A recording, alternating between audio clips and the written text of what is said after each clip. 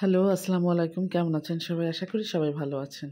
আজকে আপনাদের সাথে খোসাসহ একটু বারোয়ারি স্টাইলের আমের আচার শেয়ার করব এবং এটা একটু ধাপে, ধাপে আপনাদের সাথে শেয়ার করব, একসাথে নয়। এবং শেষে যে পুরা রেসিপিটাও আপনাদেরকে একবারে দিয়ে দেওয়া হবে। এই যে দেখুন, আমরা ১ম এ আমটাকে খুব সুন্দর করে ধুয়ে নিয়েছি। ধুয়ে তারপর এভাবে কেটে নিয়েছি। কাটার পরে এবার দেখুন আমরা চুলায় পানি দিয়েছি। পানিটা একটু গরম হলে ওর ভিতরে লবণ এবং হলুদটা দিয়ে দিয়েছি। দিয়ে আমটা দিয়ে দিব।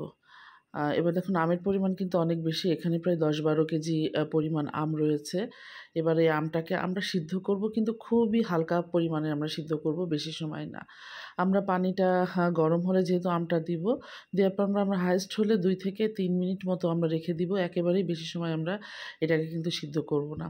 করে এই যে ২-৩ মিনিট রাখার পরে একটু নেড়ে-চেড়ে দিয়েই কিন্তু আমরা এটাকে কোনো ঝাঁঝরিতে আমরা এটাকে ঢেলে পানিটাকে ঝরিয়ে ফেলবো।